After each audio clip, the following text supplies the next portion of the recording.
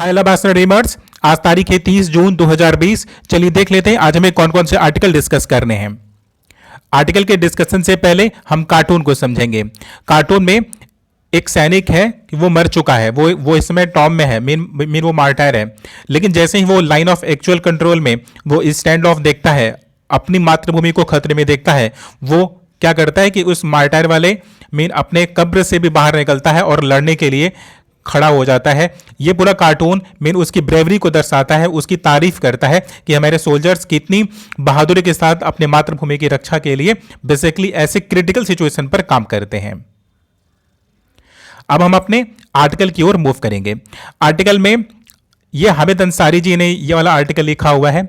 ये इससे पहले वाइस प्रेसिडेंट रह चुके हैं और इनकी सबसे बड़ी खास बात ये है कि रहते तो इंडिया में हैं, लेकिन सारे इनके कंसर्न हमेशा मुस्लिम कंट्रीज के ही होते हैं, जस्ट बिकॉज ऑफ कि इनका जो रिलीजन है वो इस्लाम है।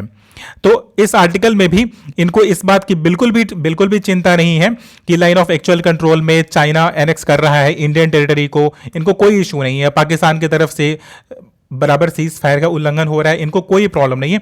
इनको प्रॉब्लम हो रही है कि इजराइल कर क्या रहा है कि पैलेस्टीनियन लैंड को एनेक्स कर रहा है। हम इसी आर्टिकल को पूरी तरह से डिस्कस करेंगे।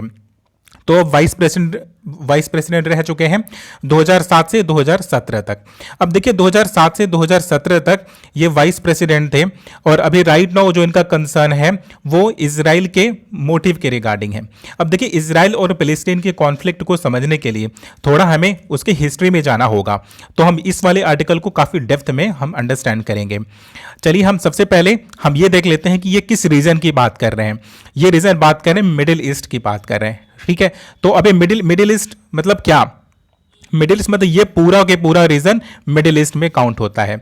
ये सारी अरब कंट्रीज हैं, ये सऊदी अरेबिया है, यहाँ पर है रेड सी, यहीं पर है मेडिटेरियन सी, यहाँ पर है सीरिया, यहाँ पर है इजिप्ट, राइट। तो इन्हीं के पास कौन पड़ता है? यहीं पर छोटा सा एक कंट्री है इजराइल।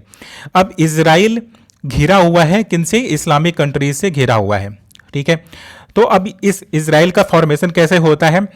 बेसिकली ये स्टार्ट होता है, जो पूरी स्टोरी स्टार्ट होती है वो ऑटोमन एम्पायर से स्टार्ट होता है। अगर हम पहले इजराइल की अगर हम थोड़ी सी ज्योग्राफी को पहले अंडरस्टैंड कर लेते हैं, फिर हम इसकी हिस्ट्री पे जाते हैं।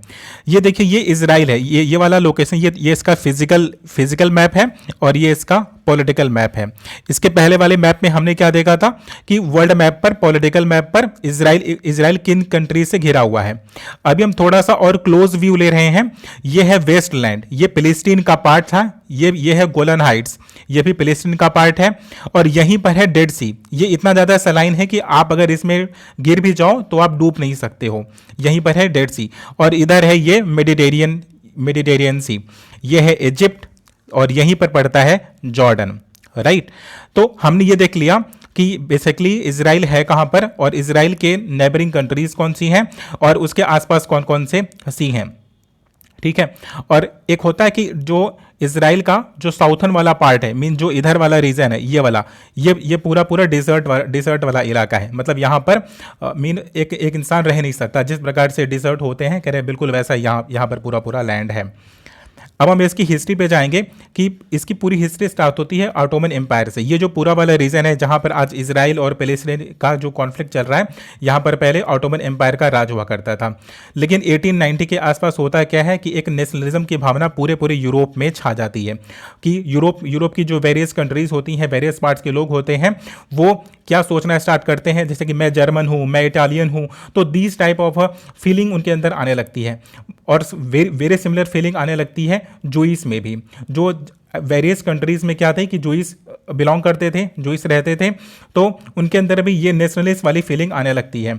और यहाँ पर क्या है कि जहाँ पर ऑटोमन एम्पायर यहाँ पर रूल क्या करता था, इवन ऑन दैट टाइम हुआ क्या कि जूइस धीरे धीरे आकर के यहाँ पर बसने लग जाते हैं।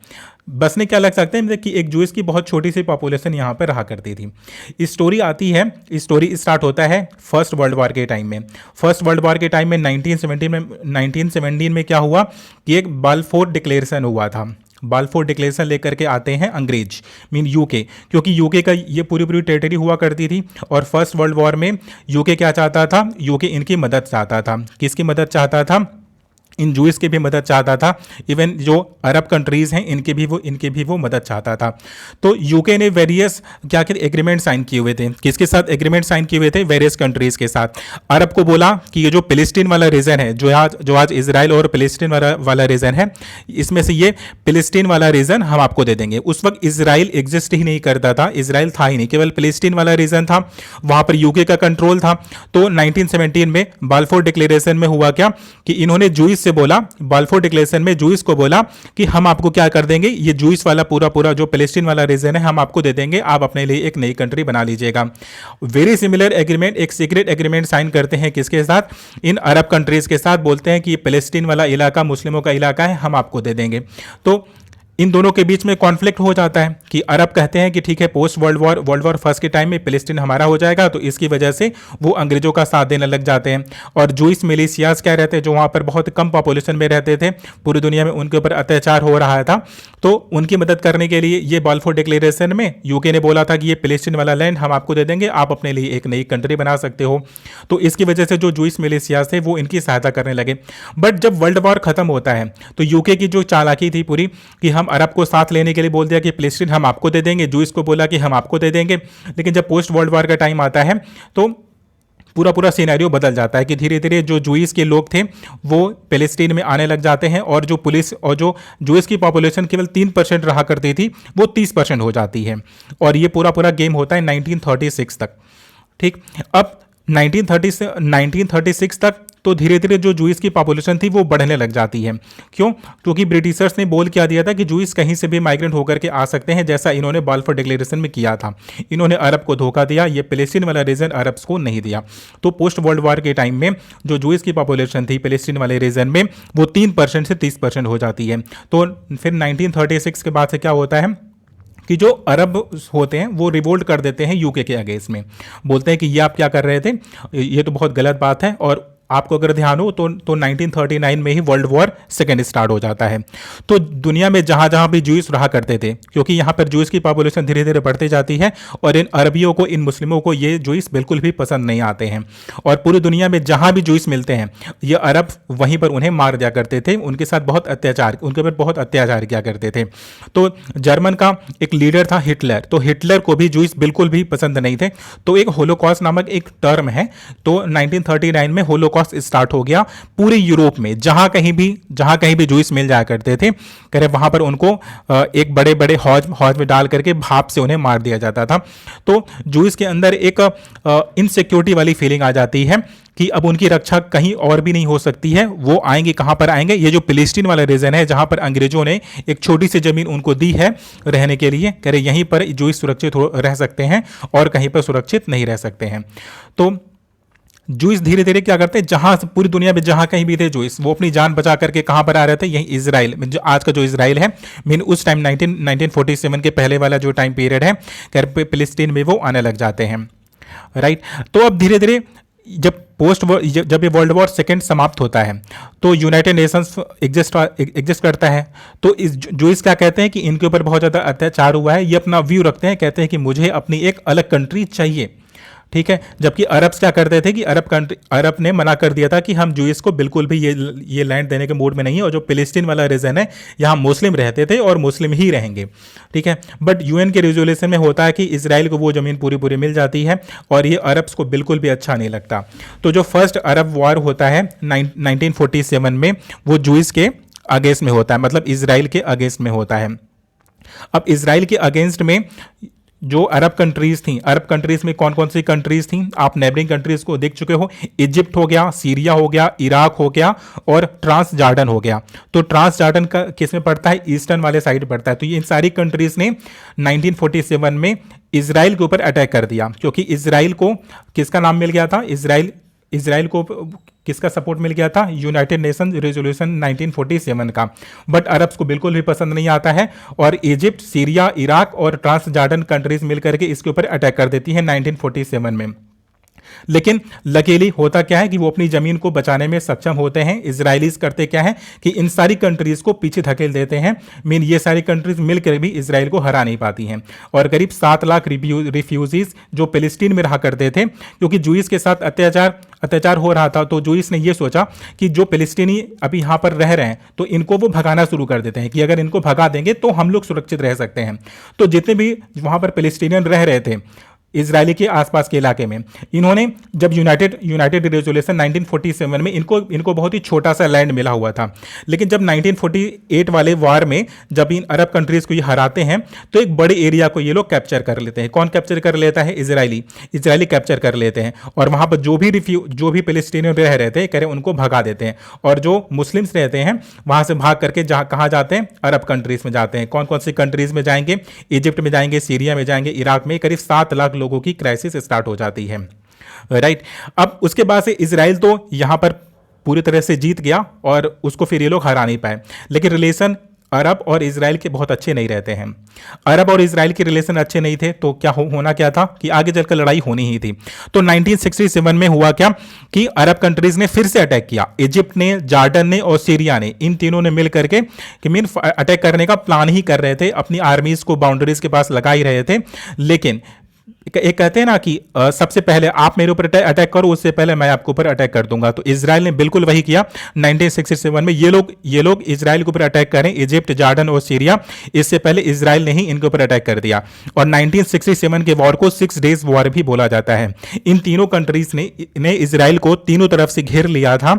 इसके बावजूद इजराइल ने किया क्या कि 6 दिनों के अंदर अंदर इजिप्ट, जॉर्डन और सीरिया को हरा दिया था, राइट। तो इजिप्ट को, सीरिया को और जॉर्डन को हराने के बाद एक बड़े टेरिटरी पर इन्होंने क्या किया? कैप्चर कर लिया। अब एक बड़ी टेरिटरी की अगर मैं बात करूं तो यहां पर आप गोलन हाइट देख रहे हो, ये गोलन हाइट हो गया, वेस्ट बैंक हो गया, ये पूरा के पूरा ये पूरा का पूरा जो सलाइन पेनिनसुला है, कह रहे पूरा इनके कब्जे में आ जाता है। इससे पहले वाले आप सलाइन पेनिनसुला को आप देख चुके हो, ये वाला रीजन सलाइन पेनिनसुला में आता है, जो कि करता क्या है? रेड सी को मेडिटेरियन सी से जोड़ता है। तो यहां पर किसका कब्जा हो गया था 1967 के वॉर में? इजराइल का, ठीक है। बट होता क्या है कि इजराइल के बीच में और इजिप्ट के बीच में ट्रीटी साइन होती हैं। तो इजराइल करता क्या है कि कुछ जमीन दे देता है, कहता है चलो भाई ठीक है, ये पूरा ये जो सनाइन पेनिनसुला है इस पर कब्जा हो जाता है इजरायली का। और इजराइल ने फिर किया क्या? इजिप्ट को छोड़ दिया। किस वाले वॉर में छोड़ दिया था? क्योंकि 1967 के वॉर के पश्चात होता यूं है कि 1973 में फिर से लड़ाई होती है। किसके बीच में? अरब के और इजराइल के बीच में। क्योंकि अरब बिल्कुल भी एक्सेप्ट करने को तैयार नहीं थे कि वो इजराइल से हार चुके हैं, जबकि वो 1948 में भी हार चुके थे, 1967 में भी हार चुके थे, 1973 में भी हारे। अब 1973 में इसे यॉम कीपर वॉर भी बोला जाता है। ये केवल किया था इजिप्ट ने किया था।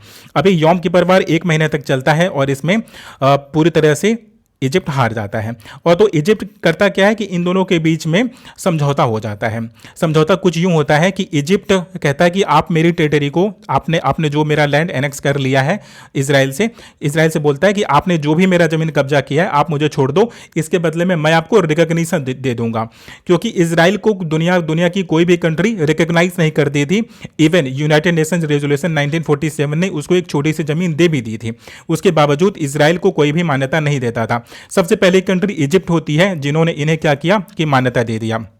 लेकिन ये सनाइन पेनिनसुला तो इजिप्ट को मिल जाता है, लेकिन ये जो वेस्ट बैंक वाला रीजन है और जो सीरिया के पास जो गोलन हाइट्स है इस पर और गाजा स्ट्रिप पर इजराइल क्या करता है? कब्जा जमा लेता है। और आज भी बहुत ही छोटी सी पॉपुलेशन है जो ये गाजा स्ट्रिप में फिलिस्तीनियन रहते हैं और कुछ वेस्ट बैंक में रहते हैं। और जो हमारे वाइस प्रेसिडेंट हामिद अंसारी जी हैं वो इसी की बात कर रहे हैं। कह रहे हैं कि ये जो यहाँ पर जॉर्डन रिवर है, कह रहे हैं यहाँ से इजराइल का इंटेंशन ये है कि पूरी तरह से इस वेस्ट बैंक को पूरी तरह से कब्जा कर लेना और एक छोटा सा लैंड छोड़ रहे हैं पैलेस्टीनियन के लिए। और ये हामिद अंसारी जी का कहना है कि इजराइल का जो इस प्रकार का एक्शन है, कह रही इंटरनेशनल लॉ को तोड़ता है, इंटरनेशनल लॉ के अगेंस्ट में है, कि इजराइल के जो प्रेसिडेंट कह रहे हैं कि उन्हें ऐसा नहीं करना चाहिए, ठीक है, और इस प्रकार का एनेक्सेशन नहीं करना चाहिए।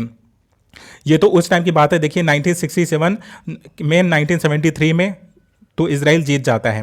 लेकिन फिर वहाँ पे वेरियस दल का निर्माण भी होने लगता है, ठीक है। जैसे हमास हो गए, जो नेशनलिस्ट होते हैं, जो पेलिस्टीनियन थे, उनको भगा दिया था जूइस ने। तो जो पेलिस्टीनियन रिफ्यूजीज थे उन्होंने एक समूह बना लिया, क्या किया, एक रिबिलियन का ग्रुप बना लिया, उन्हीं को बोला जाता है हमास। तो हमास कौन है कि एक प्रो पेलिस्टीनियन इलाका है, जो मानते हैं कि फिलिस्तीन को, जो फिलिस्तीनीज हैं उनको उनका लैंड मिलना चाहिए, उनको उनकी ज़मीन मिल जानी चाहिए। लेकिन ऐसा कुछ हो नहीं पाता है। नॉर्वे में ऑस्लो अकॉर्ड होता है 1993 में, बट स्टिल इजराइल ने वो पूरी ज़मीन उनको दी नहीं है। और हमारे वाइस प्रेसिडेंट साहब को ये पूरी बात बहुत बहुत बुरी लग रही है। और एक मेजर कॉन्फ्लिक्ट यह है कि जेरूसलम के रिगार्डिंग, कि जेरूसलम को इजराइल कहता है कि ये मेरा है, इस्लामिस्ट बोलते हैं कि ये हमारे लिए है। और क्योंकि जो स्वर्ग का द्वार है, कह रहे इस्लाम, चाहे वो इस्लाम हो और चाहे जूइस हो, कह रहे दोनों के लिए ये जेरूसलम एक बहुत ही इंपॉर्टेंट लैंड है। तो दैट इज़ वाई क्या है कि इजराइल चाहता है कि इस पूरे एरिया पर वो अपना कब्जा जमा ले। तो इस प्रकार से इंटरनेशनल लॉ को हवाला देते हुए हामिद अंसारी जी कहते हैं कि इजराइल जो भी राइट नाउ कर रहा है, जो भी उसका इंटेंशन है, कह रहे वो बिल्कुल भी सही नहीं है। अब वो फिर डिमांड करते हैं कि यूएस को, यूके को और यूनाइटेड नेशंस को, कह रहे हैं कि उन्हें इंटरफेयर करना चाहिए और फिलिस्तीन की सोवरेनिटी को, जो 1947 के टाइम में थी, कह रहे वो उन्हें वापस से मिल जाने चाहिए। जबकि इजराइल क्या करता है, कहता है कि 1967 के वॉर में, कह रहे मैंने जीता है वो पूरा लैंड, तो इसलिए मैं उसे वापस नहीं दूंगा। और इवन वो फिलिस्तीनी कहते हैं कि ठीक है, हम आपके साथ समझौता भी कर लेते हैं, बस हमारे रिफ्यूजीज को आप अंदर आने दो। लेकिन इजराइल कहता है कि हम उन्हें भी अंदर आने नहीं देंगे। तो इस प्रकार से हमारा ये वाला भी आर्टिकल एक ब्रीफ हिस्ट्री के साथ डिस्कस हो गया। अब हमारे पास सेकेंड वन आर्टिकल है डिस्कस करने के लिए, वो रिगार्डिंग द पीडीएस सिस्टम है। अब देखिए पीडीएस सिस्टम में आर्टिकल में राइटर कहती क्या है कि इस पूरे 3 महीने का जो कार्यकाल था, कह रहे हैं वो तो पूरी तरह से खत्म हो गया। कह रहे हैं आप 5 किलो आप अनाज देने वाले थे और आप 1 केजी आप उन्हें पल्स देने वाले थे, ठीक है, दाल देने वाले थे।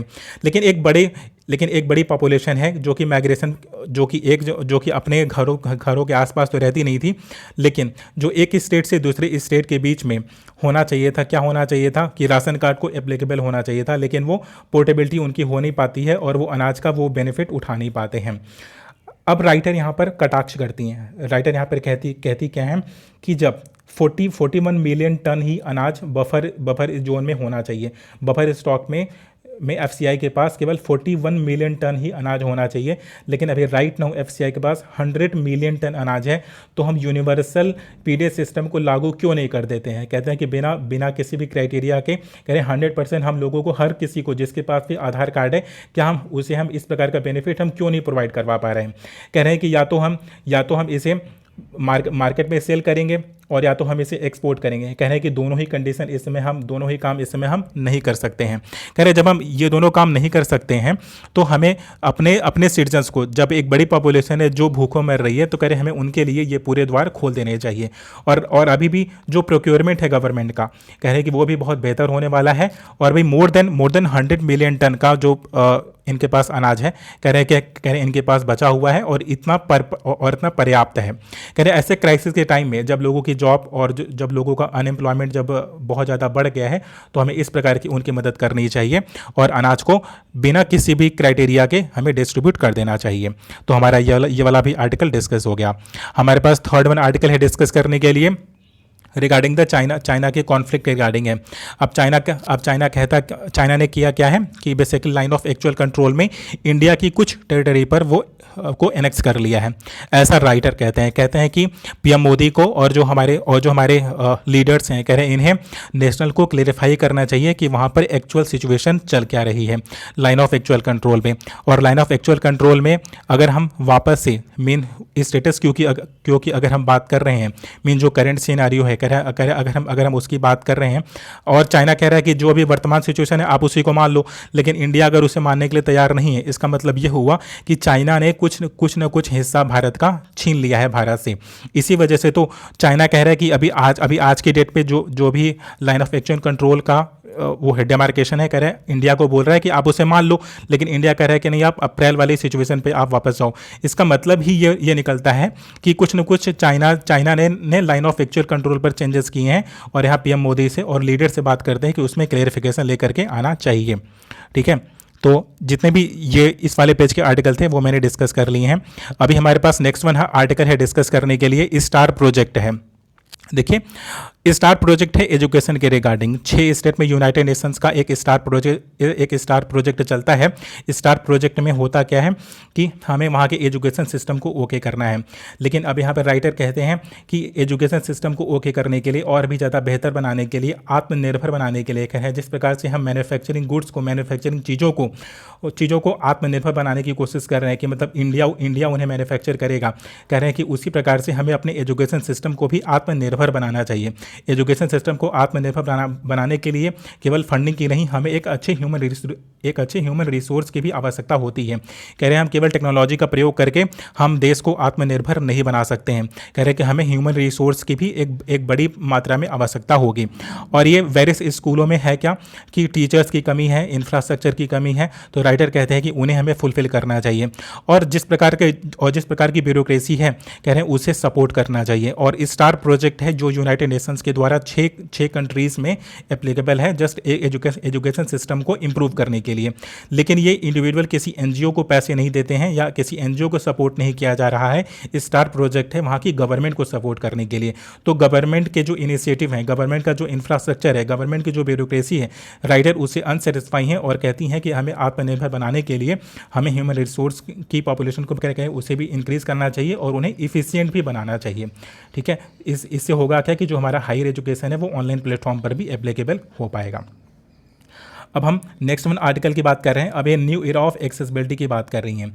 राइटर कह रही हैं कि जो फिजिकली डिसेबल हैं, एक यहाँ पर केस दिखा रही है। कह रही है कि राजस्थान में होता क्या है कि एक पिता है जो काफ़ी हद तक हैंडीकैप रहता है। कह रहे उसके पास पैसे नहीं होते हैं, लेकिन वो अपने बच्चों की जान बचाने के लिए करता क्या है कि चोरी कर लेता है, दूसरे की बाइक चोरी करके वो राजस्थान से यूपी में आने की कोशिश करता है।